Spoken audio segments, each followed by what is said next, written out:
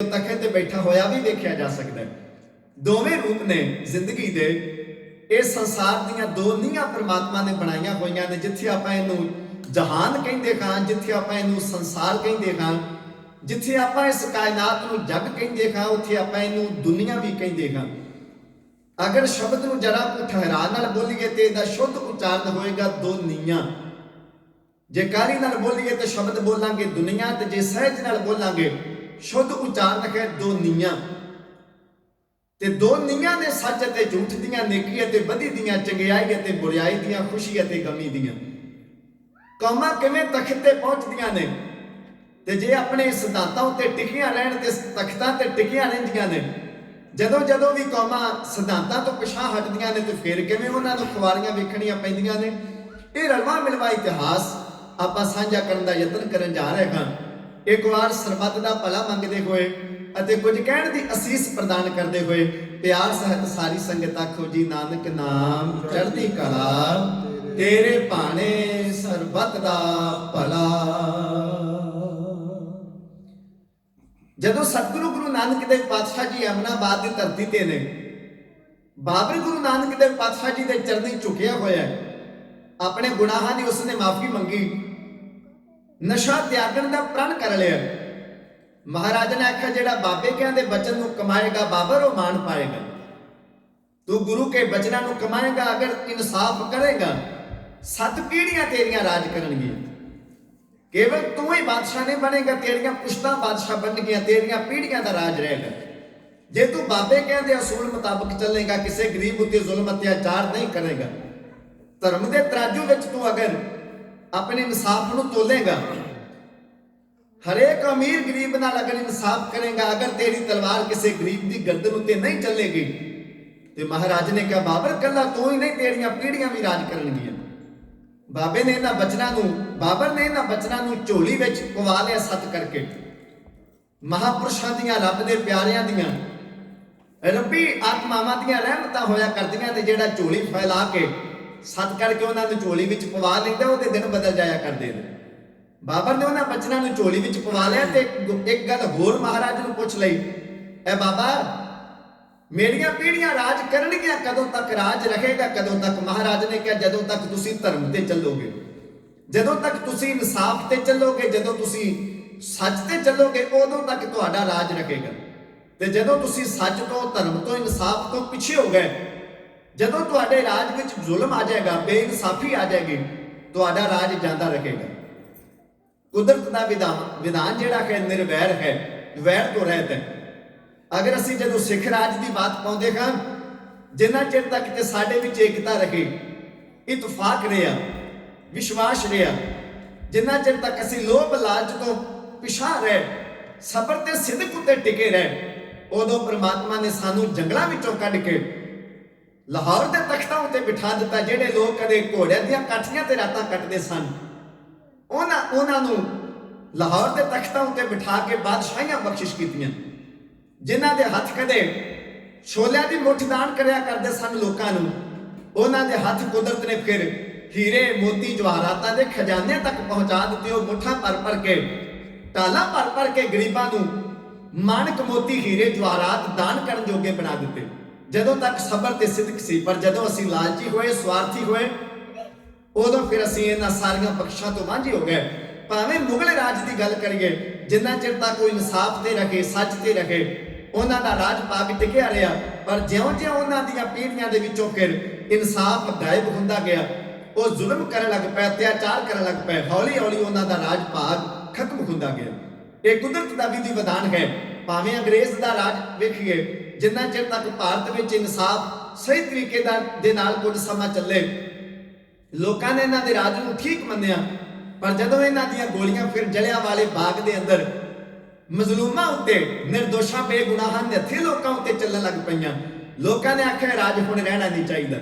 कहण तो भाव कुदरत का जिहड़ा विधान है, परिपूर्ण परमात्मा निरभव है, निर्वैर है, जिहड़ा सही रस्ते ते चलदा है, परमात्मा उसनूं वडियाईयां दिंदा है। ਜਿਹੜਾ ਜਰਾ ਕੋ ਉਹਦੇ ਸਿਧਾਂਤ ਤੋਂ ਥਿੜਕ ਜਾਂਦਾ, ਫਿਰ ਉਹਦੇ ਝੋਲੀ ਵਿੱਚ ਖੁਆਰੀਆਂ ਪੈ ਜਾਂਦੀਆਂ ਨੇ। ਖੈਰ ਰਸਨਾ ਪਵਿੱਤਰ ਕਰੋ, ਆਖੋ ਜੀ ਸਤਨਾਮ ਸ਼੍ਰੀ ਵਾਹਿਗੁਰੂ। ਸਤਿਗੁਰਾਂ ਨੇ ਬਾਣੀ ਵਿੱਚ ਵਚਨ ਕੀਤਾ, ਆਸਾ ਦੀ ਵਾਰ ਵਿੱਚ ਚਿੱਤਾ ਅੰਦਰ ਸਭ ਕੋ ਵੇਖ ਨਦਰੀ ਹੇਠ ਚਲਾਏਂਦਾ, ਆਪੇ ਦੇ ਵਡਿਆਈਆਂ ਆਪੇ ਹੀ ਕਰਮ ਕਰਾਏਂਦਾ। ਵੱਡੋ ਵੱਡਾ ਵੱਡ ਮੇਦਨੀ ਸਿਰਾ ਸਿਰ ਧੰਦੇ ਲਾਏਂਦਾ, ਨਦਰ ਉਹ ਪੱਠੀ ਜੇ ਕਰੇ ਸੁਲਤਾਨਾ ਕਾਹੋ ਕਰਾਏਂਦਾ। ਦਰ ਮੰਗਣ ਭਿੱਖ ਨਾ ਪਾਏਂਦਾ। ਸੁਲਤਾਨਾਂ ਨੂੰ ਵੀ ਕਦੇ ਇਦਾਂ ਦੇ ਦਿਨ ਵੇਖਣੇ ਪੈ ਜਾਂਦੇ ਨੇ ਵੀ ਉਹ ਜੇ ਕਿਤੇ ਠੂਠਾ ਫੜ ਕੇ ਕਿਸੇ ਦਰ ਤੇ ਮੰਗਣ ਵਾਸਤੇ ਚਲੇ ਜਾਣ, ਆਮ ਭਿਖਾਰੀ ਨੂੰ ਤੇ ਕੋਈ ਦਾਨ ਦੇ ਦਿੰਦਾ ਹੈ। ਸੁਲਤਾਨਾਂ ਦੀ ਕਿਸਮਤ ਕਈ ਵਾਰ ਪ੍ਰਮਾਤਮਾ ਇਦਾਂ ਦੀ ਕਰ ਦਿੰਦਾ ਵੀ ਉਹ ਕਿਸੇ ਦੇ ਬੋਝ ਤੇ ਜਾ ਕੇ ਮੰਗ ਵੀ ਲੈਣ, ਉਹਨਾਂ ਦੀ ਥਾਲੀ ਦੇ ਵਿੱਚ, ਉਹਨਾਂ ਦੇ ਠੂਠੇ ਵਿੱਚ ਪ੍ਰਮਾਤਮਾ ਫਿਰ ਕਦੇ ਖੈਰਾਤ ਵੀ ਨਹੀਂ ਪਾਇਆ ਕਰਦਾ। ਉਹ ਖੈਰਾਤ ਤੋਂ ਵੀ ਭੀਖ ਤੋਂ ਵੀ ਵਾਂਝੇ ਰਹਿ ਜਾਇਆ ਕਰਦੇ ਨੇ। ਦਰ ਮੰਗਣ ਭਿੱਖ ਨਾ ਪਾਏਂਦਾ, ਭੀਖ ਵੀ ਉਹਨਾਂ ਨੂੰ ਨਹੀਂ ਕੋਈ ਦਿੰਦਾ। ਜੇ ਪ੍ਰਮਾਤਮਾ ਮਿਹਰਬਾਨ ਹੋਵੇ ਤੇ ਕਿਤੇ ਭਿਖਾਰੀ ਨੂੰ ਕੋਈ ਭੀਖ ਮਿਲਦੀ ਹੈ, ਪਰ ਜੇ ਉਹਦੀ ਨਜ਼ਰ ਪੁੱਠੀ ਹੋ ਜਾਏ ਤੇ ਸੁਲਤਾਨ ਭਾਵੇਂ ਮੰਗਣ ਵੀ ਲੱਗ ਪਵੇ ਤੇ ਉਹਦੀ ਫਿਰ ਬੁੱਕ ਵਿੱਚ ਕੋਈ ਖੈਰਾਤ ਨਹੀਂ ਪਾਉਂਦਾ। ਜ਼ਿੰਦਗੀ ਦੇ ਦਿਨ ਵੇਖਣੇ ਪਏ ਨੇ ਸ਼ੇਰੇ ਪੰਜਾਬ ਮਹਾਰਾਜਾ ਰਣਜੀਤ ਸਿੰਘ ਜੀ ਦੇ ਪਰਿਵਾਰ ਦੇ ਜੀਆਂ ਨੂੰ। ਆਪਾਂ ਕੱਲ ਸ਼ਾਮ ਦੇ ਦੀਵਾਨ ਵਿੱਚ ਇਤਿਹਾਸ ਸਾਂਝਾ ਕੀਤਾ ਹੈ। ਸ਼ੇਰੇ ਪੰਜਾਬ ਜੀ ਦਾ ਸੁਪੁੱਤਰ ਕਮਲ ਕਸ਼ਮੀਰਾ ਸਿੰਘ ਰਾਵੀ ਦਰਿਆ ਦੇ ਕਿਨਾਰੇ ਹੈ। ਪੁੱਤਰ ਘਰ ਵਿੱਚ ਪੈਦਾ ਹੋਇਆ, ਮੌਤ ਹੋ ਗਈ, ਰਾਵੀ ਦਰਿਆ ਵਿੱਚ ਜਲ ਪ੍ਰਵਾਹ ਕਰ ਦਿੱਤਾ। ਕੱਖਾਂ ਦੀ ਕੁੱਲੀ ਵਿੱਚ ਬੈਠਾ ਹੈ ਕਮਲ ਕਸ਼ਮੀਰਾ ਸਿੰਘ। ਇੱਕ ਪਾਸੇ ਮਗਰ ਉਹਨੂੰ ਦੁਸ਼ਮਣ ਦਾ ਖਤਰਾ ਹੈ, ਦੁਸ਼ਮਣ ਲੱਭਦੇ ਫਿਰਦੇ ਨੇ, ਮਾਰੋ ਮਾਰ ਕਰਦੇ ਨੇ। ਘਰ ਵਿੱਚ ਪੁੱਤਰ ਪੈਦਾ ਹੋਇਆ, ਉਹ ਚੰਦ ਉਸਨੇ ਸਵਾਸ ਲਏ ਤੇ ਉਸ ਨੂੰ ਰਾਵੀ ਵਿੱਚ ਜਲ ਪ੍ਰਵਾਹ ਕਰ ਦਿੱਤਾ। ਜਿਸ ਕਮਲ ਕਸ਼ਮੀਰਾ ਸਿੰਘ ਦਾ ਪਿਤਾ ਸ਼ੇਰੇ ਪੰਜਾਬ ਮਹਾਰਾਜਾ ਰਣਜੀਤ ਸਿੰਘ ਹੈ, ਜਿਸ ਬੱਚੇ ਦਾ ਪਿਤਾ ਕਦੇ ਘੋੜ ਸਵਾਰੀ ਕਰਦਾ ਹੈ, ਆਪਣੇ ਘੋੜੇ ਦੀਆਂ ਰਕਾਬਾਂ ਤੇ ਚੜ੍ਹਨ ਤਰਦਾ ਸੀ ਤੇ ਦਰਾ ਖੈਬਰ ਦੀਆਂ ਪਹਾੜੀਆਂ ਥਰਥਰਾ ਜਾਂਦੀਆਂ ਸੀ ਵੀ ਇਹ ਦੇਸ਼ ਪੰਜਾਬ ਦਾ ਮਹਾਰਾਜਾ ਘੋੜ ਸਵਾਰੀ ਕਰਨ ਲੱਗਿਆ, ਪਤਾ ਨਹੀਂ ਕਿਹੜਾ ਇਲਾਕਾ ਫਤਿਹ ਕਰੇਗਾ। ਸ਼ੇਰੇ ਪੰਜਾਬ ਲਾਹੌਰੋਂ ਤੁਰਦਾ ਸੀ ਤੇ ਕਾਬਲ ਕੰਧਾਰ ਕੰਬਦਾ ਸੀ। ਪਰ ਅੱਜ ਜਦੋਂ ਬਾਪ ਦੁਨੀਆ ਤੋਂ ਚਲਿਆ ਗਿਆ, ਬੱਚਿਆਂ ਦਾ ਸਿਰ ਨੰਗਾ ਹੋਇਆ, ਅੱਜ ਉਹਨਾਂ ਨੂੰ ਕੱਖਾਂ ਦੀ ਕੁੱਲੀ ਵਿੱਚ ਬੈਠ ਕੇ ਰਾਤ ਕੱਟਣੀ ਪਈ। ਖੈਰ ਇੱਥੋਂ ਫਿਰ ਅੱਗੇ ਤੁਰਦੇ ਨੇ ਬਜ਼ੁਰਗ ਮਲਾਹ ਜਿਨ੍ਹਾਂ ਦੇ ਕੋਲ ਇਹਨਾਂ ਨੇ ਰਾਤ ਕੱਟੀ ਹੈ। ਉਹ ਰਾਹੀ ਪਾਂਧੀਆਂ ਨੂੰ ਦਰਿਆ ਤੋਂ ਪਾਰ ਕਰਾਉਂਦੇ ਨੇ। ਬਜ਼ੁਰਗ ਮਲਾਹ ਦਾ ਤਰਲਾ ਕੀਤਾ, ਇਹ ਬਜ਼ੁਰਗਾ ਸਾਨੂੰ ਇਸ ਦਰਿਆ ਤੋਂ ਵਹਿਣ ਤੋਂ ਪਾਰ ਕਰਾਓ। ਪਤਨ ਤੋਂ ਪਾਰ ਕਰਾ ਦਿੱਤਾ ਉਸ ਬਜ਼ੁਰਗ ਨੇ।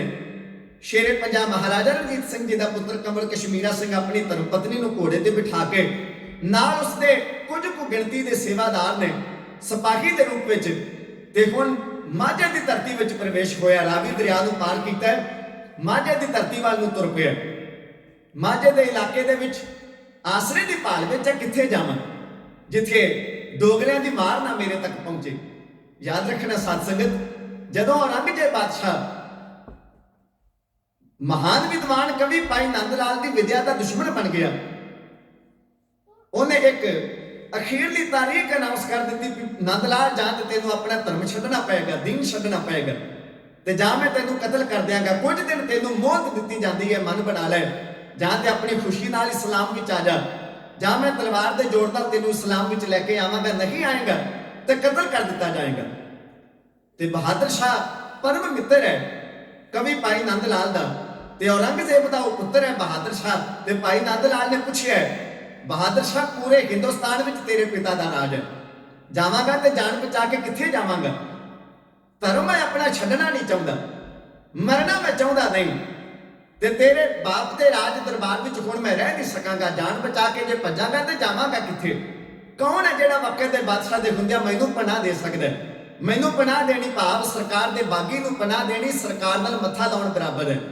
ਹਿੰਦੁਸਤਾਨ ਵਿੱਚ ਕੋਈ ਐਸੀ ਤਾਕਤ ਹੈ, ਕੋਈ ਐਸਾ ਥਾਂ ਟਿਕਾਣਾ ਹੈ ਜਿਹੜਾ ਸਰਕਾਰ ਨਾਲ ਮੱਥਾ ਲਾਉਣ ਦੀ ਹਿੰਮਤ ਰੱਖਦਾ ਹੋਵੇ, ਜਿੱਥੇ ਜਾ ਕੇ ਮੇਰੇ ਵਰਗੇ ਨੂੰ ਪਨਾਹ ਮਿਲ ਸਕਦੀ ਹੋਵੇ? ਤੇ ਬਹਾਦਰ ਸ਼ਾਹ ਨੇ ਆਖਿਆ ਸੀ, ਹਾਂ ਠੀਕ ਹੈ, ਭਾਵੇਂ ਪੂਰੇ ਹਿੰਦੁਸਤਾਨ ਵਿੱਚ ਮੇਰੇ ਪਿਤਾ ਦਾ ਰਾਜ ਭਾਗ ਹੈ, ਪਰ ਇੱਕ ਟਿਕਾਣਾ ਅਜੇ ਹੈ ਜਿੱਥੇ ਮੇਰੇ ਬਾਪ ਦੀ ਕੋਈ ਪਹੁੰਚ ਨਹੀਂ, ਜਿੱਥੇ ਮੇਰੇ ਬਾਪ ਦੇ ਰਾਜ ਭਾਗ ਦਾ ਕੋਈ ਪ੍ਰਭਾਵ ਨਹੀਂ, ਜਿਹੜਾ ਦਰਬਾਰ ਬੇਪਰਵਾਹ ਹੈ, ਬੇਮੁਹਤਾਜ ਹੈ। ਉਹ ਦਰਬਾਰ ਹੈ ਗੁਰੂ ਨਾਨਕ ਦਾ ਦਰਬਾਰ, ਉਹ ਦਰਬਾਰ ਹੈ ਕਲਗੀਆਂ ਵਾਲੇ ਗੁਰੂ ਦਾ ਅਨੰਦਪੁਰ ਸਾਹਿਬ। ਚਲਿਆ ਜਾ ਗੁਰੂ ਕਲਗੀਧਰ ਪਾਤਸ਼ਾਹ ਦੇ ਚਰਨਾਂ ਵਿੱਚ, ਤੇ ਭਾਵੇਂ ਹਿੰਦੁਸਤਾਨ ਦਾ ਬਾਦਸ਼ਾਹ ਤੇ ਕੀ ਦੁਨੀਆ ਦਾ ਬਾਦਸ਼ਾਹ ਵੀ ਭਾਵੇਂ ਤੇਰੇ ਪੇਸ਼ ਪੈ ਜਾਏ, ਤੇ ਭਾਈ ਨੰਦ ਲਾਲ ਜੇ ਕਲਗੀਆਂ ਵਾਲਾ ਤੈਨੂੰ ਆਪਣੇ ਚਰਨਾਂ ਵਿੱਚ ਪਨਾਹ ਦੇ ਦੇਵੇ, ਜੇ ਤੇਰੀ ਢਾਲ ਸਤਿਗੁਰੂ ਬਣ ਜਾਣ, ਤੇ ਤੇਰੀ ਕੋਈ ਵਾਲ ਵੀ ਨਹੀਂ ਵੇਖ ਸਕਦਾ, ਤੇਰਾ ਕੋਈ ਵਾਲ ਵੀ ਵਿੰਗਾ ਨਹੀਂ ਕਰ ਸਕਦਾ। ਜੇ ਕਵੀ ਭਾਈ ਨੰਦ ਲਾਲ ਨੂੰ ਕਿਸੇ ਨੇ ਪਨਾਹ ਦਿੱਤੀ ਕਿਸੇ ਦੀ ਜਾਨ ਰਖਾਈ, ਉਹਦੀ ਰਖਵਾਲੀ ਕੀਤੀ, ਆਪਣੇ ਚਰਨਾਂ ਵਿੱਚ ਰੱਖਿਆ ਤੇ ਉਹ ਸਾਹਿਬੇ ਕਮਾਲ ਗੁਰੂ ਗੋਬਿੰਦ ਸਿੰਘ ਮਹਾਰਾਜ ਭਾਈ ਨੰਦ ਲਾਲ ਸਤਿਗੁਰੂ ਪਾਤਸ਼ਾਹ ਦੇ ਚਰਨਾਂ ਵਿੱਚ ਚਲੇ ਗਏ। ਹਜ਼ੂਰ ਦੇ ਰਹਿਮਤ ਦੀ ਨਿਗਾਹ ਪਾਈ, ਆਪਣੇ ਚਰਨਾਂ ਵਿੱਚ ਰੱਖਿਆ ਤੇ ਉਧਰ ਅੱਜ ਉਹੀ ਦਿਨ ਬਣੇ ਹੋਏ ਨੇ। ਕੰਵਰ ਕਸ਼ਮੀਰਾ ਸਿੰਘ ਉੱਤੇ ਆਤਮ ਸਮਰਪਣ ਉਹ ਕਰਨਾ ਨਹੀਂ ਚਾਹੁੰਦਾ, ਡੋਗਰਿਆਂ ਦੀ ਅਧੀਨਗੀ ਉਹ ਪ੍ਰਵਾਨ ਕਰਨੀ ਨਹੀਂ ਚਾਹੁੰਦਾ, ਦੇਸ਼ ਪੰਜਾਬ ਨਾਲ ਗਦਾਰੀ ਕਰਨੀ ਨਹੀਂ ਚਾਹੁੰਦਾ, ਪਰ ਮਰਨਾ ਵੀ ਨਹੀਂ ਚਾਹੁੰਦਾ ਇਸ ਤਰੀਕੇ ਦੇ ਨਾਲ ਵੀ ਦੁਸ਼ਮਣ ਦੇ ਸਾਹਮਣੇ ਕਿਸੇ ਬੇਰਹਿਮ ਤਰੀਕੇ ਨਾਲ ਉਹਦੇ ਤੋਂ ਕਤਲ ਹੋਇਆ ਜਾਵੇ। ਇਸ ਲਈ ਪਰਿਵਾਰ ਦੀ ਜ਼ਿੰਮੇਵਾਰੀ ਮੇਰੇ ਸਿਰ ਤੇ ਹੈ, ਪਰ ਮੈਂ ਜਾਵਾਂ ਤੇ ਜਾਵਾਂ ਕਿੱਥੇ। ਅਖੀਰ ਇੱਕੋ ਇੱਕ ਗੁਰੂ ਨਾਨਕ ਦਾ ਦਰਬਾਰ ਕੰਵਰ ਕਸ਼ਮੀਰਾ ਸਿੰਘ ਦੇ ਧਿਆਨ ਵਿੱਚ ਆਇਆ। ਉਸ ਦਰਬਾਰ ਦੀ ਸੇਵਾਦਾਰੀ ਨਿਭਾ ਰਹੇ ਨੇ ਸਨਮਾਨਯੋਗ ਬਾਬਾ ਬੀਰ ਸਿੰਘ ਨਰੰਗਾਬਾਦੀਏ। ਬਾਬਾ ਬੀਰ ਸਿੰਘ ਨਰੰਗਾਬਾਦੀਆਂ ਦਾ ਡੇਰਾ ਸ਼੍ਰੀ ਤਰਨਤਾਰਨ ਸਾਹਿਬ ਦੇ ਨਜ਼ਦੀਕ ਹੈ। ਤਰਨਤਾਰਨ ਸਾਹਿਬ ਤੋਂ ਕੁਝ ਕੁ ਕਿਲੋਮੀਟਰ ਦੀ ਦੂਰੀ ਤੇ ਪਿੰਡ ਹੈ ਨਰੰਗਾਬਾਦ। 12-12 ਫੁੱਟ ਉੱਚੀਆਂ ਉਸ ਦਰਬਾਰ ਦੀਆਂ ਦੀਵਾਰਾਂ ਨੇ, ਉਹਦੀ ਚਾਰ ਦੀਵਾਰੀ ਹੈ। ਤੇ ਬਾਬਾ ਬੀਰ ਸਿੰਘ ਨਰੰਗਾਬਾਦੀਏ ਮਹਾਪੁਰਸ਼ ਇੰਨੀ ਵਡਿਆਈ ਹੈ ਉਸ ਵਕਤ ਉਸ ਮਹਾਪੁਰਸ਼ ਦੀ ਕਿ ਜਦੋਂ ਇਹ ਅਸਥਾਨ ਮਹਾਪੁਰਸ਼ਾਂ ਨੇ ਬਣਾਇਆ, ਇਹਦੀ ਚਾਰ ਦੀਵਾਰੀ ਕੀਤੀ, ਦਰਬਾਰ ਉੱਥੇ ਬਣਾਇਆ ਤੇ ਮਹਾਪੁਰਸ਼ਾਂ ਨੇ ਕਿਸੇ ਕੋਲੋਂ ਮੁੱਲ ਇੱਟਾਂ ਲੈ ਕੇ ਦਰਬਾਰ ਨਹੀਂ ਸੀ ਬਣਾਇਆ। ਆਖਿਆ ਜਿਤਨੀ ਸੰਗਤ ਹੈ, ਜਿਤਨੇ ਸੇਵਾਦਾਰ ਨੇ ਆਪਣੇ ਘਰਾਂ ਦੇ ਵਿੱਚੋਂ 5-5 ਇੱਟਾਂ ਪਕਾ ਕੇ ਲੈ ਕੇ ਆਓ। ਤੇ ਸਾਧ ਸੰਗਤ ਲੱਖਾਂ ਦੀ ਗਿਣਤੀ ਦੇ ਵਿੱਚ ਇੱਟਾਂ ਲੱਗੀਆਂ ਨੇ ਤੇ ਅੰਦਾਜ਼ਾ ਆਪ ਸੰਗਤ ਲਗਾਓ ਵੀ ਮੁੱਲ ਇੱਟਾਂ ਕਿਤੋਂ ਖਰੀਦੀਆਂ ਨਹੀਂ ਤੇ ਸੰਗਤ ਨੇ ਆਪ ਇੱਟਾਂ ਲੈ ਕੇ ਆਂਦੀਆਂ ਨੇ। 5-5 ਇੱਟਾਂ ਇੱਕ ਸ਼ਰਧਾਲੂ ਗੁਰੂ ਦਰਬਾਰ ਵਿੱਚ ਲੈ ਕੇ ਆਇਆ, ਦਰਬਾਰ ਉਸਾਰਿਆ ਗਿਆ। ਉਹ ਦਰਬਾਰ ਅੱਜ ਵੀ ਆਪ ਜੀ ਜਦੋਂ ਜਾਓਗੇ ਸ਼੍ਰੀ ਤਰਨਤਾਰਨ ਸਾਹਿਬ ਦੇ ਲਾਗੇ ਨਰੰਗਾਬਾਦ, ਬਾਬਾ ਬੀਰ ਸਿੰਘ ਜੀ ਦੇ ਵਕਤ ਉਹਨਾਂ ਨੇ ਹੱਥੀਂ ਜਿਹੜਾ ਦਰਬਾਰ ਤਿਆਰ ਕਰਾਇਆ, ਉਹ ਆਪ ਜੀ ਨੂੰ ਅੱਜ ਵੀ ਉਹਦੇ ਦਰਸ਼ਨ ਦੀਦਾਰ ਹੋਣਗੇ। ਹਜ਼ਾਰਾਂ ਦੀ ਤਾਦਾਦ ਵਿੱਚ ਸੰਗਤ ਸ਼ਰਧਾਲੂ ਬਾਬਾ ਬੀਰ ਸਿੰਘ ਜੀ ਦੇ ਡੇਰੇ ਵਿੱਚ ਰਹਿੰਦੇ ਨੇ। ਇਤਿਹਾਸਕਾਰ ਲਿਖਦੇ ਨੇ ਕੰਵਰ ਕਸ਼ਮੀਰਾ ਸਿੰਘ ਨਰੰਗਾਬਾਦ ਦੇ ਕੋਲ ਪਹੁੰਚਿਆ। ਨਰੰਗਾਬਾਦ ਤੋਂ ਥੋੜੀ ਦੂਰੀ ਤੇ ਪਿੱਛੇ ਘਰ ਵਾਲੀ ਬੇਹੋਸ਼ ਹੋਈ, ਉਹਨੂੰ ਇੱਕ ਖੂਹ ਦੇ ਆਸਰਾ ਲੈ ਕੇ ਉੱਥੇ ਲੰਮਿਆਂ ਪਾ ਕੇ ਆਪਣੇ ਸੇਵਾਦਾਰ ਉੱਥੇ ਛੱਡੇ ਤੇ ਇਤਿਹਾਸਕਾਰ ਲਿਖਦੇ ਨੇ ਆਪ ਚੱਲਦਾ ਹੋਇਆ ਪਹੁੰਚ ਗਿਆ ਬਾਬਾ ਬੀਰ ਸਿੰਘ ਜੀ ਦੇ ਡੇਰੇ ਵਿੱਚ। ਥੋੜੀ ਦੂਰ ਬਾਬਾ ਬੀਰ ਸਿੰਘ ਜੀ ਦਾ ਡੇਰਾ ਹੈ, ਉੱਥੇ ਪਹੁੰਚਿਆ। ਗੁਰੂ ਗ੍ਰੰਥ ਸਾਹਿਬ ਮਹਾਰਾਜ ਜੀ ਦਾ ਪ੍ਰਕਾਸ਼ ਹੈ। ਬਾਬਾ ਬੀਰ ਸਿੰਘ ਇੱਕ ਪਲੰਘੇ ਤੇ ਬੈਠੇ ਹੋਏ ਨੇ, ਬਜ਼ੁਰਗੀ ਦੀ ਉਮਰ ਹੈ। ਜਦੋਂ ਵੇਖਿਆ ਵੀ ਸ਼ੇਰੇ ਪੰਜਾਬ ਮਹਾਰਾਜਾ ਰਣਜੀਤ ਸਿੰਘ ਜੀ ਦਾ ਸੁਪੁੱਤਰ ਆਇਆ, ਬਾਬਾ ਬੀਰ ਸਿੰਘ ਜੀ ਇੰਨਾ ਵੱਡਾ ਅਦਬ ਸਤਿਕਾਰ ਕਰਦੇ ਸਨ ਖਾਲਸਾ ਰਾਜ ਦਾ ਤੇ ਮਹਾਰਾਜਾ ਰਣਜੀਤ ਸਿੰਘ ਜੀ ਦਾ। ਬਾਬਾ ਬੀਰ ਸਿੰਘ ਜੀ ਆਪ ਅੱਗੋਂ ਉੱਠੇ ਨੇ, ਪਲੰਘ ਤੋਂ ਥੱਲੇ ਉਤਰੇ, ਅੱਗੋਂ ਹੋ ਕੇ ਕੰਵਰ ਕਸ਼ਮੀਰਾ ਸਿੰਘ ਨੂੰ ਜੀ ਆਇਆ ਆਖਿਆ, ਉਹਨੂੰ ਕਲਾਵੇ ਵਿੱਚ ਲੈ ਕੇ ਉਹਦੇ ਕੰਨ ਤੇ ਥਾਪੜਾ ਦਿੱਤਾ, ਉਹਦੇ ਕੇਸਾਂ ਉੱਤੇ ਬੜੇ ਪਿਆਰ ਨਾਲ ਅਸ਼ੀਰਵਾਦ ਦਾ ਹੱਥ ਫੇਰਿਆ, ਉਹਦੇ ਚਿਹਰੇ ਦਾ ਆਲਮ ਦੱਸ ਰਿਹਾ ਇਹ ਬੜੀਆਂ ਮੁਸੀਬਤਾਂ ਦੇ ਵਿੱਚ ਮੁਸ਼ਕਲਾਂ ਵਿੱਚ ਘਿਰਿਆ ਹੋਇਆ। ਜਦੋਂ ਵੇਖਿਆ ਕਿ ਨਾ ਕੋਈ ਫੌਜ, ਨਾ ਚਿਹਰੇ ਉੱਤੇ ਉਹ ਰੌਣਕ, ਇਉਂ ਲੱਗਦਾ ਕਿ ਜਿਵੇਂ ਨਸ ਕੇ ਕਿਤੋਂ ਆਏ ਹੋਣ। ਇਹਨਾਂ ਦੇ ਚਿਹਰੇ ਤੋਂ ਮੌਤ ਦਾ ਖੌਫ ਸਾਫ਼ ਝਲਕਦਾ ਪਿਆ। ਜਦੋਂ ਬਾਬਾ ਬੀਰ ਸਿੰਘ ਨੇ ਪੁੱਛਿਆ ਕੰਵਰ ਕਸ਼ਮੀਰਾ ਸਿੰਘ ਅਚਾਨਕ ਤੇ ਇਸ ਹਾਲਤ ਵਿੱਚ ਸਾਡੇ ਡੇਰੇ ਵਿੱਚ ਕਿਵੇਂ ਆਉਣਾ ਹੋਇਆ, ਤਾਂ ਨਿਕਲ ਗਈ। ਉਭਾ ਮਾਰ ਕੇ ਸ਼ੇਰੇ ਪੰਜਾਬ ਦਾ ਮਹਾਰਾਜਾ ਰਣਜੀਤ ਸਿੰਘ ਦਾ ਪੁੱਤਰ ਕੰਵਰ ਕਸ਼ਮੀਰਾ ਸਿੰਘ ਰੋ ਪਿਆ। ਬਾਬਾ ਬੀਰ ਸਿੰਘ ਦੇ ਚਰਨਾਂ ਤੇ ਟਹਿ ਕੇ ਆਪਣੀ ਦੁੱਖਾਂ ਦੀ ਦਾਸਤਾਨ ਕੰਵਰ ਕਸ਼ਮੀਰਾ ਸਿੰਘ ਇਉਂ ਦੱਸ ਰਿਹਾ ਹੈ।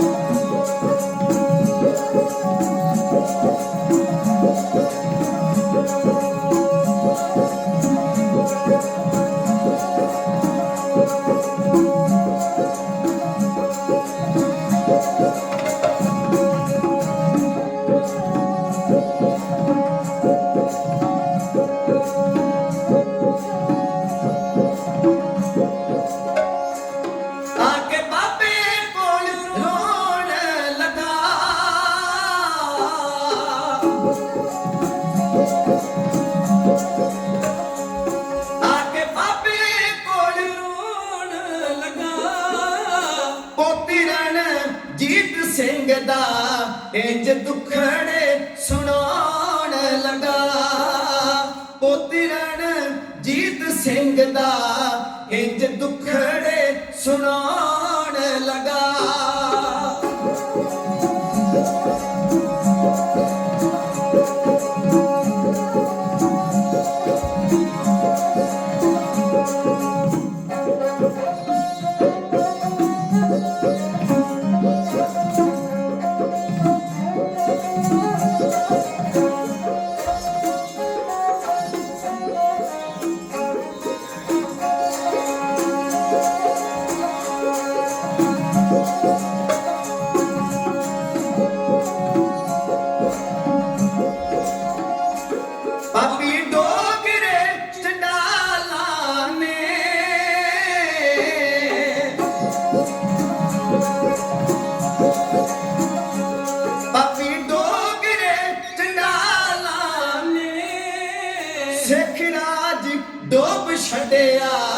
ਇਹਨਾਂ ਜੰਮੂ ਦੇ ਦਲਾਲਾਂ ਨੇ ਸਿੱਖ ਰਾਜ ਡੋਬ ਛੱਡਿਆ ਇਹਨਾਂ ਜੰਮੂ ਦੇ ਦਲਾਲਾਂ ਨੇ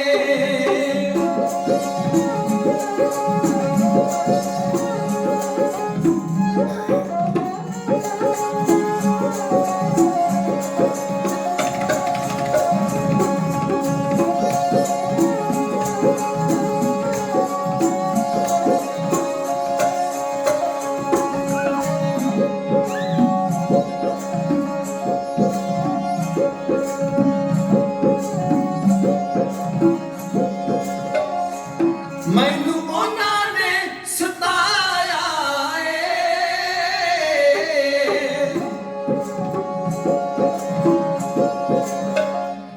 ਮੈਨੂੰ ਉਹਨਾਂ ਨੇ ਸਤਾਇਆ ਏ ਸਿਆਲਕੋਟ ਖੋਣ ਵਾਸਤੇ ਸਿੱਖ ਫੌਜਾਂ ਨੂੰ ਚੜਾਇਆ ਏ ਸਿਆਲਕੋਟ ਖੋਣ ਵਾਸਤੇ ਸਿੱਖ ਫੌਜਾਂ ਨੂੰ ਚੜਾਇਆ ਏ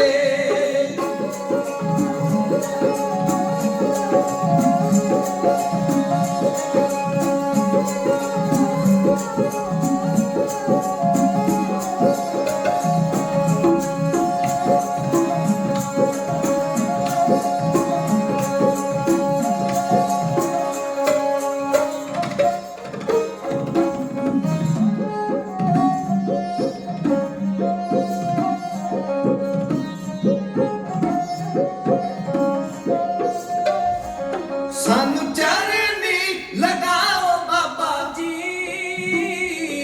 ਸਾਨੂੰ ਚਰਨੀ ਲਗਾਓ ਬਾਬਾ ਜੀ ਡਿੱਗਿਆਂ ਦੀ ਲਾਜ ਪਾਲ ਕੇ ਨੂਰ ਜੱਗ ਨੂੰ ਦਿਖਾਓ ਬਾਬਾ ਜੀ ਡਿੱਗਿਆਂ ਦੀ ਲਾਜ ਪਾਲ ਕੇ ਨੂਰ ਜੱਗ ਨੂੰ ਦਿਖਾਓ ਬਾਬਾ ਜੀ ਨੂਰ ਜੱਗ ਨੂੰ ਦਿਖਾਓ ਬਾਬਾ ਜੀ ਨੂਰ ਜੱਗ ਨੂੰ ਦਿਖਾਓ ਬਾਬਾ ਜੀ ਬਾਬਾ ਜੀ ਬਾਬਾ ਵੀਰ ਸਿੰਘ ਜੀ ਦੇ ਚਰਨੀ ਪੈ ਕੇ ਦੁੱਖਾਂ ਭਰੀ ਦਾਸਤਾਨ ਕੰਵਰ ਕਸ਼ਮੀਰਾ ਸਿੰਘ ਨੇ ਬਿਆਨ ਕੀਤੀ ਹੈ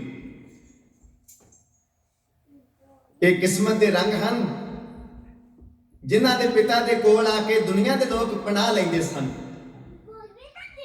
ਅੱਜ ਉਸ ਮਹਾਰਾਜੇ ਦੇ ਪੁੱਤਰ ਕੰਵਰ ਕਸ਼ਮੀਰਾ ਸਿੰਘ ਬਾਬਾ ਵੀਰ ਸਿੰਘ ਜੀ ਦੇ ਕੋਲ ਆਏ ਨੇ ਜਾਨ ਬਚਾਉਣ ਵਾਸਤੇ ਬਾਬਾ ਜੀ ਸਾਡੀ ਹਿਫਾਜ਼ਤ ਕੀਤੀ ਜਾਏ ਤੇ ਦੁਸ਼ਮਣ ਕੌਣ ਬਣਿਆ ਦੁਸ਼ਮਣ ਕੋਈ ਬੇਗਾਨਾ ਨਹੀਂ ਬਣਿਆ ਕੋਈ अंग्रेज ताकत नहीं चढ़ के आ रही कोई अफगानिस्तान तो फौजा नहीं चढ़ के आ रही दिल के फफोले जल उठे सीने के दाग से इस घर को आग लगी घर के चिराग से फौजा चढ़ के आ रही ने खालसा राज दियां फौजां जिन्हां दी वागडोर हुण डोगरियां दे हत्थ है खालसा राज दा राज दरबार डोगरियां दे हत्थ विच है महाराजा दलीप सिंह दी इतनी उम्र नहीं कि वो सही गलत दा फैसला कर सकन 5 साल ते 11 महीने की उम्र है वजीर बन गया राजा हीरा सिंह डोगरा उन्हां दे नाल है पंडित जल्ला उन्हां नूं खालसा राज दे सरदार ते महाराजा रणजीत सिंह जी दा परिवार कंडे वांग अपनी अखां विच रड़कदा पिया उन्हां दे ख्याल ने कि जिन्नी छेती हो के खालसा राज दे जिन्ने नामी सरदार ने कतल कीते जान जगीरां जब्त कर लईआं जान शेरे पंजाब दे परिवार दे जी सारे कतल कर दिते जान ते फिर देश पंजाब की जिहड़ी वागडोर है इत्थों दे आप आजाद बादशाह बन के सुख आत्माने जान खैर शेरे पंजाब महाराजा रणजीत सिंह जी के पुत्र ने जदों ये दास्तान बयान की ते बाबा वीर सिंह जी ने बड़े प्यार के नाल गल ना लाया इहदी घरवाली इहदा सारा परिवार बाबा वीर सिंह जी के डेरे में आके पनाह लैंदा इतिहासकार लिखते हैं कंवर कश्मीरा सिंह ते कंवर पिशौरा सिंह शेरे पंजाब महाराजा रणजीत सिंह जी के दोस्त पुत्र ने जे महाराजा रणजीत सिंह पेशावर नूं जितदे ने इन्हां दे घर विच पुत्र जन्म लैंदा ते ओहदी निशानी वजों नाम रखदे ने पिशौरा सिंह जे किते कश्मीर नूं फतेह करदे ने ते उधरों घर विच पुत्र पैदा हुंदा है ते खुशी विच आके सदा दी यादगार कायम रखण वास्ते अपने पुत्र दा नाम रखदे ने कश्मीरा सिंह ये दोवें शेरे पंजाब जी दे सुपुत्र बाबा वीर सिंह जी दे कदमां विच आए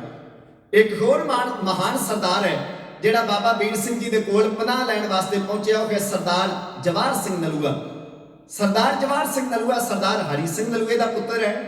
ਆਪ ਸੰਗਤ ਹੈਰਾਨ ਹੋਵੋਗੇ, ਜਿਸ ਸਰਦਾਰ ਹਰੀ ਸਿੰਘ ਨਲੂਏ ਦੇ ਨਾਮ ਤੋਂ ਕਾਬਲ ਕੰਧਾਰ ਦੇ ਲੋਕ ਥਰ-ਥਰ ਕੰਬਦੇ ਸਨ।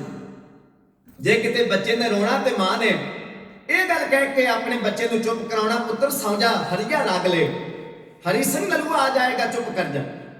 ਜਦੋਂ ਹਰੀ ਸਿੰਘ ਨਲੂਆ ਆਪ ਆਕਾਸ਼ ਚਲਾਣਾ ਕਰ ਗਏ, ਸ਼ਹਾਦਤ ਦਾ ਜਾਮ ਪ੍ਰਾਪਤ ਕਰ ਗਏ, ਉਹਨਾਂ ਦੀ ਸ਼ਹਾਦਤ ਦੇ ਪਿੱਛੇ ਵੀ ਡੋਗਰਿਆਂ ਦਾ ਹੱਥ ਹੈ।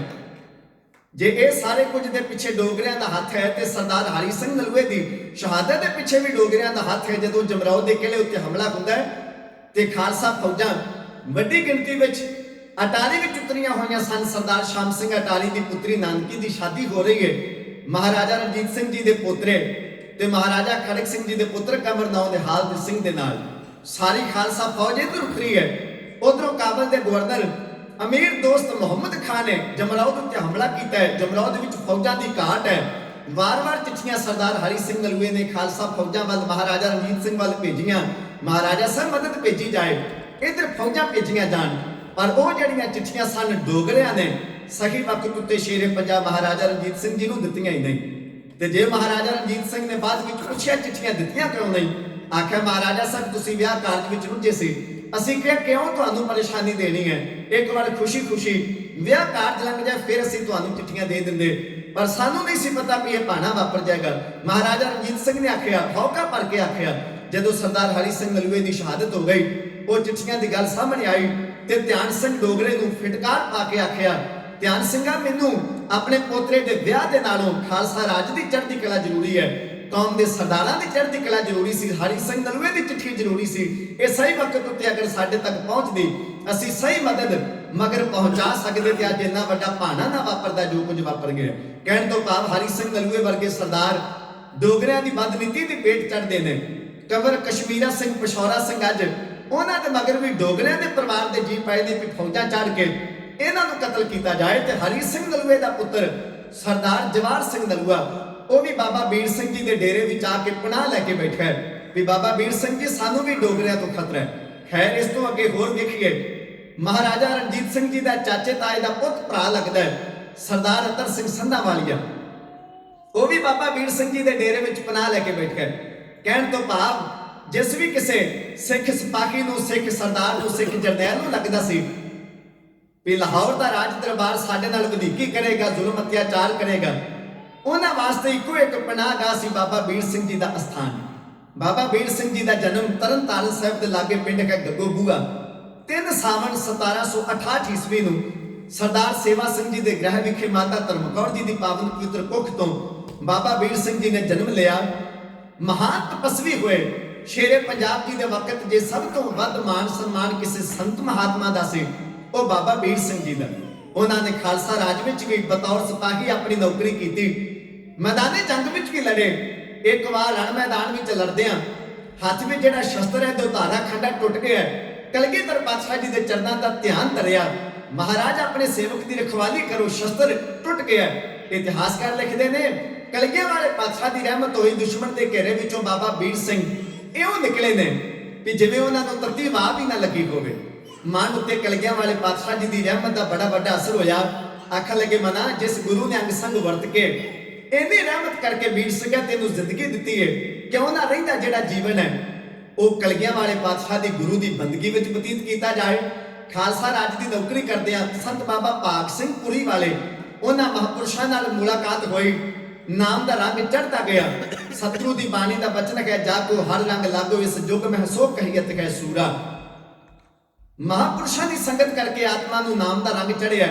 ਫਿਰ ਇੱਕ ਹੋਰ ਮਹਾਂਪੁਰਸ਼ ਨਾਲ ਮਿਲਾਪ ਹੁੰਦਾ ਹੈ। ਗੁਰੂ ਨਾਨਕ ਦੇਵ ਪਾਤਸ਼ਾਹ ਜੀ ਦੀ ਕੁੱਲ ਦੇ ਵਿੱਚੋਂ ਸਨਮਾਨਯੋਗ ਬਾਬਾ ਸਾਹਿਬ ਸਿੰਘ ਜੀ ਬੇਦੀ, ਉਹਨਾਂ ਦੇ ਕੋਲ ਊਨਾ ਸਾਹਿਬ ਜਾ ਕੇ ਬਾਬਾ ਵੀਰ ਸਿੰਘ ਜੀ ਨੇ ਉਹਨਾਂ ਦੀ ਸੰਗਤ ਵੀ ਕੀਤੀ।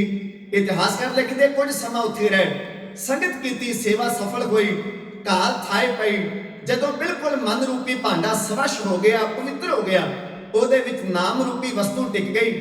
ਹੁਣ ਬਾਬਾ ਸਾਹਿਬ ਸਿੰਘ ਬੇਦੀ ਨੇ ਆਖਿਆ, ਵੀਰ ਸਿੰਘ ਜੀ ਤੁਹਾਡੇ ਉੱਤੇ ਹੁਣ ਗੁਰੂ ਨਾਨਕ ਦੀ ਪੂਰਨ ਰਹਿਮਤ ਹੋ ਗਈ ਹੈ, ਤੁਸੀਂ ਮਾਝੇ ਦੇ ਇਲਾਕੇ ਵਿੱਚ ਜਾ ਕੇ ਸਿੱਖੀ ਦਾ ਪ੍ਰਚਾਰ ਕਰੋ। ਬਾਬਾ ਵੀਰ ਸਿੰਘ ਜੀ ਗੱਗੋਬੂਆ ਦੇ ਇਲਾਕੇ ਵਿੱਚ ਆ ਕੇ ਫਿਰ ਉਹਨਾਂ ਨੇ ਸਿੱਖੀ ਦਾ ਪ੍ਰਚਾਰ ਕੀਤਾ। ਨਰੋਦਾਬਾਦ ਨੂੰ ਆਪਣਾ ਹੈੱਡਕੁਆਟਰ ਬਣਾਇਆ। ਇੱਕ ਥਾਂ ਤੇ ਨਹੀਂ ਸਾਨੂੰ ਟਿਕ ਕੇ ਬਹੁਤਾ ਸਮਾਂ ਵਿਸ਼ਰਾਮ ਕਰਿਆ ਕਰਦੇ, ਵਿਚਰ ਕੇ ਪ੍ਰਚਾਰ ਕਰਿਆ ਕਰਦੇ ਸਨ। ਅੱਜ ਵੀ ਜਦੋਂ ਆਪ ਜੀ ਕਿਤੇ ਪੰਜਾਬ ਦੀ ਧਰਤੀ ਤੇ ਜਾਓਗੇ ਤੇ ਜੇ ਸਭ ਤੋਂ ਵੱਧ ਅਸਥਾਨ ਕਿਸੇ ਸੰਤ ਮਹਾਂਪੁਰਸ਼ ਦੇ ਨਾਮ ਤੇ ਪੰਜਾਬ ਵਿੱਚ ਬਣੇ ਹੋਏ ਨੇ, ਉਹ ਬਾਬਾ ਵੀਰ ਸਿੰਘ ਜੀ ਨੌਰੰਗਾਬਾਦੀ ਮਹਾਂਪੁਰਸ਼ ਨੇ। ਕੁਝ ਸਾਲ ਪਹਿਲਾਂ 365 ਦੇ ਲਗਭਗ ਗੁਰਦੁਆਰੇ ਉਹਨਾਂ ਦੇ ਨਾਮ ਤੇ ਬਣੇ ਹੋਏ ਸਨ। ਅੱਜ ਵੀ ਅਗਰ ਆਪ ਜੀ ਤਾਦਾਦ ਵਿੱਚ ਵੇਖੋਗੇ ਤੇ 400 ਤੋਂ ਵੱਧ ਗੁਰਦੁਆਰੇ ਬਾਬਾ ਵੀਰ ਸਿੰਘ ਜੀ ਦੇ ਨਾਮ ਤੇ ਬਣੇ ਨੇ। ਬਹੁਤ ਗੁਰਦੁਆਰੇ ਪਾਕਿਸਤਾਨ ਵਿੱਚ ਨੇ ਤੇ ਬਹੁਤ ਗੁਰਦੁਆਰੇ ਮਾਝੇ ਦੀ ਧਰਤੀ ਤੇ ਨੇ। ਖੈਰ ਸਮਾਂ ਆਪਣੀ ਚੱਲਦਾ ਹੈ। ਨੌਰੰਗਾਬਾਦ ਦੀ ਧਰਤੀ ਤੇ ਇਹ ਪਰਿਵਾਰ ਆ ਕੇ ਬਾਬਾ ਵੀਰ ਸਿੰਘ ਜੀ ਦੇ ਕੋਲ ਪਨਾਹ ਲੈਂਦੇ ਨੇ। ਮਹਾਂਪੁਰਸ਼ਾਂ ਨੇ ਆਖਿਆ ਗੁਰੂ ਨਾਨਕ ਦੇ ਦਰਬਾਰ ਦਾ ਸਿਧਾਂਤ ਹੈ, ਜੋ ਸ਼ਰਨ ਆਵੇ ਤਿਸ ਕੰਠ ਲਾਵੇ, ਇੱਕ ਬਿਰਧ ਸੁਆਮੀ ਸੰਦਾ। ਤੁਸੀਂ ਆਸਰੇ ਦੀ ਭਾਲ ਵਿੱਚ ਆਇਓ, ਆਸਰਾ ਗੁਰੂ ਨਾਨਕ ਦਾ ਦਰਬਾਰ ਦੇਗਾ। ਇਸ ਲਈ ਗੁਰੂ ਨੇ ਕਿਰਪਾ ਕੀਤੀ, ਅਸੀਂ ਤੁਹਾਡੇ ਨਾਲ ਹਾਂ। ਤੁਹਾਡੇ ਕੋਈ ਬਾਵਲ ਵੀ ਨਹੀਂ ਵੇਖ ਸਕੇਗਾ ਸਾਡੇ ਹੁੰਦਿਆਂ। ਕੌਮ ਦੇ ਸਰਦਾਰ ਬਾਬਾ ਵੀਰ ਸਿੰਘ ਜੀ ਦੇ ਕੋਲ ਰਹਿ ਰਹੇ ਨੇ। ਉਧਰ ਜਿਹੜਾ ਧਿਆਨ ਸਿੰਘ ਡੋਗਰੇ ਦਾ ਅੱਗੇ ਪੁੱਤਰ ਹੈ ਹੀਰਾ ਸਿੰਘ ਡੋਗਰਾ, ਉਹਦੇ ਨਾਲ ਇੱਕ ਮਿਸਰ ਹੈ ਪੰਡਿਤ ਹੈ ਜੱਲਾ। ਉਹਨਾਂ ਨੇ ਸਲਾਹ ਕੀਤੀ ਕਿ ਜੇ ਸਾਰੇ ਕੌਮ ਦੇ ਦਰਦੀ, ਜੇ ਸਾਰੇ ਪੰਜਾਬ ਦੇ ਚੰਗੇ ਸਰਦਾਰ ਬਾਬਾ ਵੀਰ ਸਿੰਘ ਦੇ ਕੋਲ ਰਹਿਣ ਲੱਗ ਪਏ, ਇਹ ਰਹਿੰਦੇ ਰਹੇ, ਇਹ ਨਾ ਹੋਵੇ ਵੀ ਬਾਬਾ ਵੀਰ ਸਿੰਘ ਜੀ ਦੇ ਕੋਲ ਹਜ਼ਾਰਾਂ ਦੀ ਤਾਦਾਦ ਵਿੱਚ ਸਤ ਸੰਗਤ ਫੌਜ ਰਿਹਾ ਕਰਦੀ ਸੀ। ਆਪ ਬਾਬਾ ਜੀ ਭਾਵੇਂ ਸ਼ਾਂਤ ਰਿਹਾ ਕਰਦੇ ਸਨ, ਪਰ ਫੌਜ ਉਹਨਾਂ ਦੇ ਨਾਲ ਉਸੇ ਰਵਾਇਤ ਮੁਤਾਬਕ ਰਿਹਾ ਕਰਦੀ ਸੀ।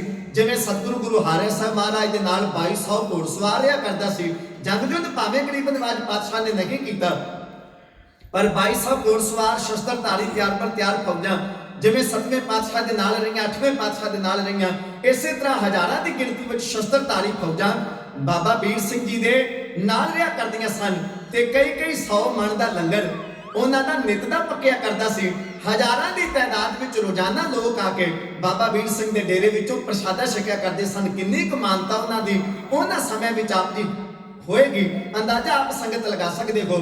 ਹੀਰਾ ਸਿੰਘ ਡੋਗਰਾ ਤੇ ਪੰਡਿਤ ਜੱਲਾ, ਇਹਨਾਂ ਨੇ ਸਲਾਹ ਕੀਤੀ ਵੀ ਕੌਮ ਦੇ ਜਥੇਦਾਰ ਇੱਕ ਜਗ੍ਹਾ ਰਹਿਣੇ ਨਹੀਂ ਚਾਹੀਦੇ, ਇਹਨਾਂ ਨੂੰ ਫੜ ਕੇ ਕਤਲ ਕਰਨਾ ਚਾਹੀਦਾ। ਇਹ ਨਾ ਹੋਵੇ ਵੀ ਹਰੀ ਸਿੰਘ ਨਲੂਏ ਦਾ ਪੁੱਤਰ ਸਰਦਾਰ ਜਵਾਹਰ ਸਿੰਘ, ਮਹਾਰਾਜਾ ਰਣਜੀਤ ਸਿੰਘ ਦੇ ਪੁੱਤਰ ਕੰਵਰ ਕਸ਼ਮੀਰਾ ਸਿੰਘ ਪਸ਼ੌਰਾ ਸਿੰਘ, ਮਹਾਰਾਜਾ ਰਣਜੀਤ ਸਿੰਘ ਦਾ ਚਾਚੇ ਤਾਏ ਦਾ ਪੁੱਤ ਭਰਾ ਅਤਰ ਸਿੰਘ ਸੰਧਾਵਾਲੀਆ, ਜਿਹਦਾ ਬੜਾ ਵੱਡਾ ਨਾਮ ਹੈ, ਬੜੀ ਵੱਡੀ ਸ਼ਖਸੀਅਤ ਹੈ।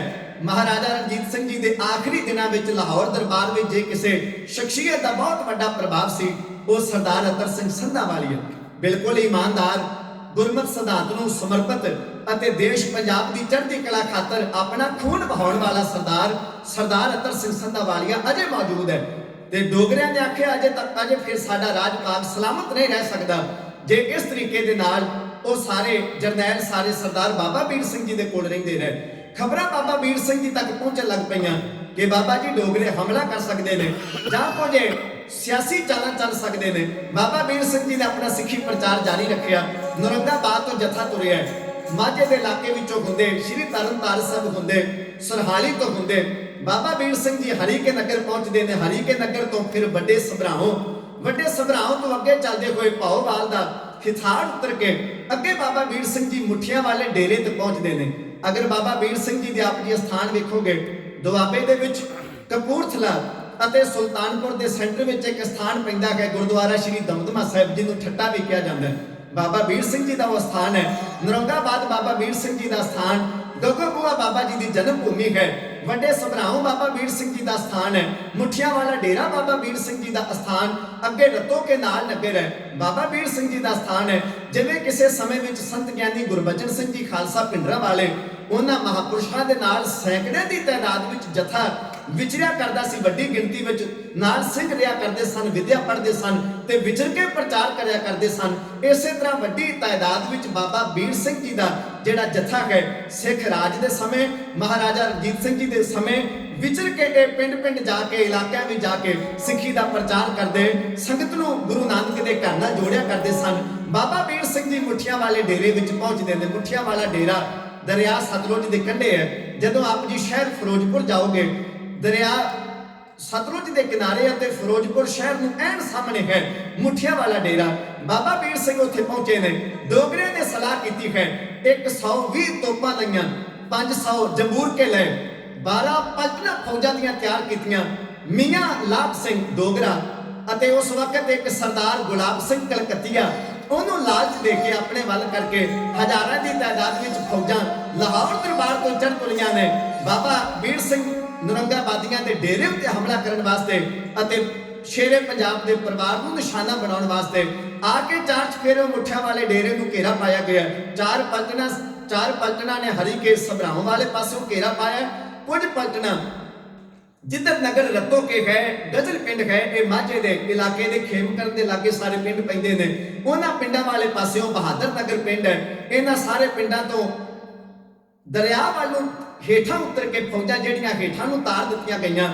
ਘੇਰਾ ਪਾ ਕੇ ਚਾਰ ਚਫੇਰਿਓ। ਫਿਰ ਇੱਕ ਵਾਰ ਹੀਰਾ ਸਿੰਘ ਡੋਗਰੇ ਨੇ ਆਖਿਆ ਕੁਝ ਵਕੀਲ ਭੇਜਣੇ ਚਾਹੀਦੇ ਨੇ। ਬਾਬਾ ਵੀਰ ਸਿੰਘ ਆਪਣੇ ਸਮੇਂ ਦੇ ਬੜੇ ਮੰਨੇ ਪ੍ਰਮੰਨੇ ਸੰਤ ਨੇ, ਉਹਨਾਂ ਨੂੰ ਇਹ ਕਹਿ ਦੇਣਾ ਚਾਹੀਦਾ ਵੀ ਬਾਬਾ ਜੀ ਤੁਸੀਂ ਇਹ ਸਾਡੇ ਜਿਹੜੇ ਦੁਸ਼ਮਣ ਨੇ ਸਾਡੇ ਹਵਾਲੇ ਕਰ ਦਿਓ। ਇੱਕ ਵਕੀਲ ਦਾ ਨਾਮ ਹੈ ਲਾਭ ਸਿੰਘ, ਇੱਕ ਵਕੀਲ ਦਾ ਨਾਮ ਹੈ ਗੁਲਾਬ ਸਿੰਘ। ਇਹ ਦੋਨੋਂ ਪਹੁੰਚੇ ਨੇ ਬਾਬਾ ਵੀਰ ਸਿੰਘ ਨਰੰਗਾਬਾਦੀਆਂ ਦੇ ਡੇਰੇ। ਇਤਿਹਾਸਕਾਰ ਲਿਖਦੇ ਨੇ ਇੱਕ ਦਾ ਨਾਮ ਬਾਗ ਸਿੰਘ ਤੇ ਇੱਕ ਹੈ ਗੁਲਾਬ ਸਿੰਘ। ਬਾਬਾ ਵੀਰ ਸਿੰਘ ਜੀ ਦੇ ਸਾਹਮਣੇ ਹੋ ਕੇ ਹੀਰਾ ਸਿੰਘ ਡੋਗਰੇ ਦਾ ਸੁਣਿਆ। ਇਹਨਾਂ ਨੇ ਕਿੰਨਾ ਸ਼ਬਦਾਂ ਵਿੱਚ ਸੁਣਾਉਣ ਦਾ ਯਤਨ ਕੀਤਾ ਹੈ। ਗੁਰੂ ਗ੍ਰੰਥ ਸਾਹਿਬ ਮਹਾਰਾਜ ਜੀ ਦਾ ਪ੍ਰਕਾਸ਼ ਬਾਬਾ ਵੀਰ ਸਿੰਘ ਪਲੰਘੇ ਤੇ ਬੈਠੇ ਹਜ਼ਾਰਾਂ ਸਿੱਖ ਸੰਗਤਾਂ ਬਾਬਾ ਜੀ ਦੇ ਡੇਰੇ ਵਿੱਚ ਮੌਜੂਦ ਨੇ ਤੇ ਬਾਗ ਸਿੰਘ ਅਤੇ ਗੁਲਾਬ ਸਿੰਘ ਹੀਰਾ ਸਿੰਘ ਡੋਗਰੇ ਦਾ ਭੇਜਿਆ ਹੋਇਆ ਵਕੀਲ ਬਾਬਾ ਵੀਰ ਸਿੰਘ ਨਰੰਗਾਬਾਦੀਆਂ ਨੂੰ ਧਮਕਾਉਣ ਦਾ ਯਤਨ ਕਿਉਂ ਕਰਦਾ ਹੈ।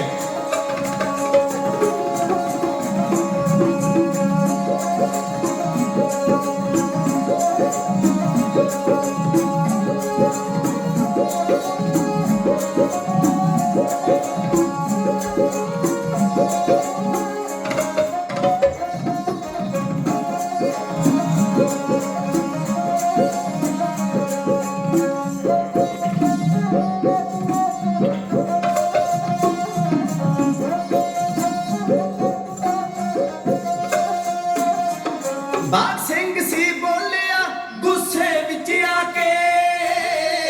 ਬਾਗ ਸਿੰਘ ਸੀ ਬੋਲਿਆ ਗੁੱਸੇ ਵਿੱਚ ਆ ਕੇ। ਸਾਨੂੰ ਹੀਰਾ ਸਿੰਘ ਨੇ ਭੇਜਿਆ ਹੈ ਹੁਕਮ ਸੁਣਾ ਕੇ। ਸਾਨੂੰ ਹੀਰਾ ਸਿੰਘ ਨੇ ਭੇਜਿਆ ਹੈ ਹੁਕਮ ਸੁਣਾ ਕੇ।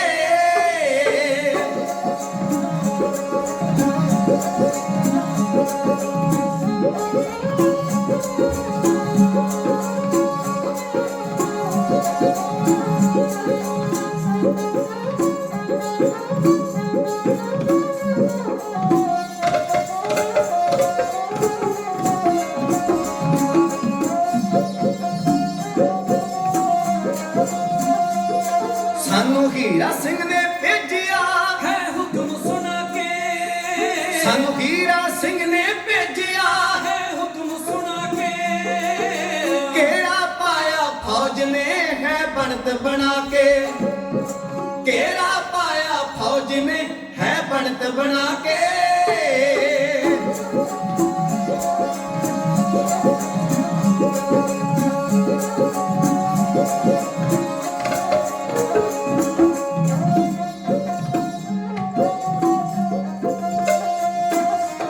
ਘੇਰਾ ਪਾਇਆ ਫੌਜ ਨੇ ਹੈ ਬਣਤ ਬਣਾ ਕੇ। ਘੇਰਾ ਪਾਇਆ ਫੌਜ ਨੇ ਹੈ ਬਣਤ ਬਣਾ ਕੇ। ਅਤਰ ਸਿੰਘ ਕਸ਼ਮੀਰ ਸਿੰਘ ਬੈਠੇ ਓਟ ਤਕਾ ਕੇ। ਅਤਰ ਸਿੰਘ ਕਸ਼ਮੀਰ ਸਿੰਘ ਬੈਠੇ ਓਟ ਤਕਾ ਕੇ।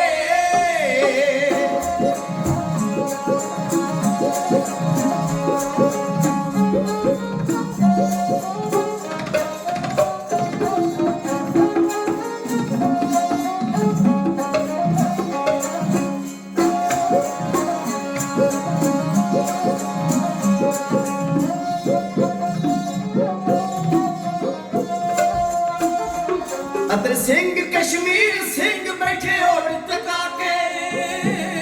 ਅਤਰ ਸਿੰਘ ਕਸ਼ਮੀਰ ਸਿੰਘ ਬੈਠੇ ਓਟ ਤਕਾ ਕੇ। ਤੁਸੀਂ ਪੁੰਨ ਕਮਾਵੋ ਸੰਤ ਜੀ ਬਾਗੀ ਪਕੜਾ ਕੇ। ਤੁਸੀਂ ਪੁੰਨ ਕਮਾਵੋ ਸੰਤ ਜੀ ਬਾਗੀ ਪਕੜਾ ਕੇ।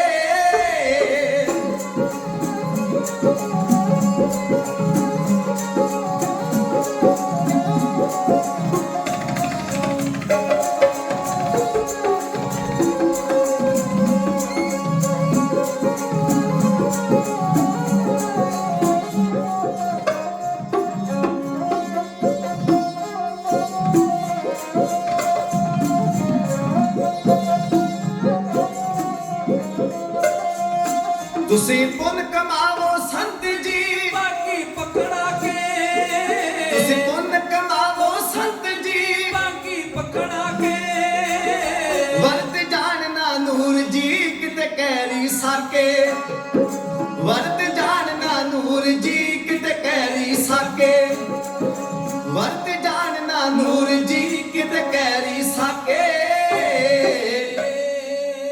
ਸਰਕਾਰ ਦੇ ਵਕੀਲ ਲਾਹੌਰ ਦਰਬਾਰ ਵੱਲੋਂ ਵਜ਼ੀਰ ਹੀਰਾ ਸਿੰਘ ਡੋਗਰੇ ਦੇ ਭੇਜੇ ਹੋਏ ਬਾਬਾ ਵੀਰ ਸਿੰਘ ਜੀ ਦੇ ਡੇਰੇ ਵਿੱਚ ਆਏ। ਇੱਕ ਹੈ ਬਾਗ ਸਿੰਘ ਤੇ ਇੱਕ ਹੈ ਗੁਲਾਬ ਸਿੰਘ। ਬਾਬਾ ਜੀ ਨੂੰ ਸਮਝਾਉਣ ਦਾ ਯਤਨ ਕਰਦੇ ਨੇ। ਮਹਾਪੁਰਸ਼ੋ ਸੰਤ ਸਾਰੀ ਕੌਮ ਦੇ ਸਾਂਝੇ ਹੋਇਆ ਕਰਦੇ ਨੇ, ਉਹਨਾਂ ਨੂੰ ਕਿਸੇ ਧੜੇ ਵਿੱਚ ਕਿਸੇ ਵਾਦ ਵਿਵਾਦ ਵਿੱਚ ਨਹੀਂ ਪੈਣਾ ਚਾਹੀਦਾ, ਉਹਨਾਂ ਨੂੰ ਨਿਰਲੇਪ ਰਹਿਣਾ ਚਾਹੀਦਾ। ਤੇ ਇਸ ਲਈ ਜਿਹੜੇ ਲਾਹੌਰ ਦਰਬਾਰ ਦੇ ਦੋਖੀ ਨੇ, ਦੁਸ਼ਮਣ ਨੇ, ਬਾਗੀ ਨੇ ਸਰਕਾਰ ਦੇ, ਉਹ ਤੁਹਾਡੇ ਡੇਰੇ ਵਿੱਚ ਨੇ, ਉਹਨਾਂ ਨੂੰ ਚੁੱਪ ਕਰਕੇ ਸਾਡੇ ਹਵਾਲੇ ਕਰ ਦਿਓ। ਤੁਹਾਨੂੰ ਅਸੀਂ ਕੁਝ ਨਹੀਂ ਕਹਿੰਦੇ, ਤੁਸੀਂ ਆਨੰਦ ਮਾਣੋ, ਤੁਸੀਂ ਸਿੱਖੀ ਪ੍ਰਚਾਰ ਕਰੋ। ਪਰ ਜਿਹੜੇ ਤੁਹਾਡੇ ਕੋਲ ਬਾਗੀ ਆਏ ਨੇ ਤੁਹਾਡੇ ਡੇਰੇ ਵਿੱਚ, ਇਹ ਲਾਹੌਰ ਦਰਬਾਰ ਨੂੰ ਲੋੜੀਂਦੇ ਨੇ, ਇਹਨਾਂ ਨੂੰ ਸਾਡੇ ਹਵਾਲੇ ਕਰਕੇ ਤੁਸੀਂ ਸਰਕਾਰ ਦਾ ਪੱਖ ਪੂਰੋ, ਖਾਲਸਾ ਰਾਜ ਦੇ ਵਫਾਦਾਰ ਹੋਣ ਦਾ ਸਬੂਤ ਦਿਓ। ਇਹ ਬਾਗੀ ਨੇ ਜਿਹੜੇ ਤੁਹਾਡੇ ਡੇਰੇ ਵਿੱਚ ਆ ਕੇ ਪਨਾਹ ਲੈ ਕੇ ਬੈਠੇ ਨੇ। ਬਾਬਾ ਵੀਰ ਸਿੰਘ ਨੇ ਸਵਾਲ ਕਰਕੇ ਆਖਿਆ, ਕਿਹੜੇ ਬਾਗੀ ਨੇ? ਤੇ ਜਦੋਂ ਸ਼ੇਰੇ ਪੰਜਾਬ ਮਹਾਰਾਜਾ ਰਣਜੀਤ ਸਿੰਘ ਜੀ ਦੇ ਪੁੱਤਰ, ਉਹਨਾਂ ਨੂੰ ਬਾਗੀ, ਹਰੀ ਸਿੰਘ ਨਲੂਏ ਦਾ ਪੁੱਤਰ ਜਵਾਹਰ ਸਿੰਘ, ਉਹਨਾਂ ਨੂੰ ਬਾਗੀ ਆਖਿਆ। ਤੇ ਬਾਬਾ ਵੀਰ ਸਿੰਘ ਨੇ ਨੇਤਰ ਲਾਲ ਕਰਕੇ ਆਖਿਆ, ਉਹ ਡੋਗਰਿਓ, ਜਿਹੜੇ ਸ਼ੇਰੇ ਪੰਜਾਬ ਦਾ ਪਰਿਵਾਰ ਹੈ, ਕੌਮ ਦੇ ਸਿਪਾਹ ਸਲਾਰਾਂ ਦਾ ਪਰਿਵਾਰ ਹੈ, ਉਹਨਾਂ ਦੇ ਪੁੱਤਰ ਨੇ, ਇਹ ਹੋ ਗਏ ਖਾਲਸਾ ਰਾਜ ਦੇ ਬਾਗੀ। ਤੇ ਤੁਸੀਂ ਜੰਮੂ ਦੇ ਡੋਗਰੇ ਜਿਹੜੇ ਕੌਮ ਦੀਆਂ ਬੇੜੀਆਂ ਵਿੱਚ ਵੱਡੇ ਪਾਉਣ ਤੇ ਲੱਗੇ ਹੋ, ਤੁਸੀਂ ਹੋ ਗਏ ਖਾਲਸਾ ਰਾਜ ਦੇ ਵਫਾਦਾਰ। ਇਹ ਸਵਾਲ ਬਾਬਾ ਵੀਰ ਸਿੰਘ ਜੀ ਨੇ ਜਦੋਂ ਕੀਤਾ, ਵਕੀਲਾਂ ਦੀਆਂ ਇੱਕ ਵਾਰ ਲੱਤਾਂ ਕੰਬ ਗਈਆਂ ਜਦੋਂ ਕੋਈ ਸੰਤ ਰੋਹ ਵਿੱਚ ਆ ਕੇ ਬੋਲਿਆ। ਬਾਬਾ ਵੀਰ ਸਿੰਘ ਜੀ ਨੇ ਸ਼ਬਦ ਕਿ ਇਸ ਤੋਂ ਅੱਗੇ ਫਿਰ ਕੀ ਵਾਪਰਦਾ ਹੈ। ਗੁਰਬਾਣੀ ਦਾ ਸਿਧਾਂਤ ਹੈ, ਸੰਤ ਸਰਨ ਜੋ ਜਨ ਪਰੈ।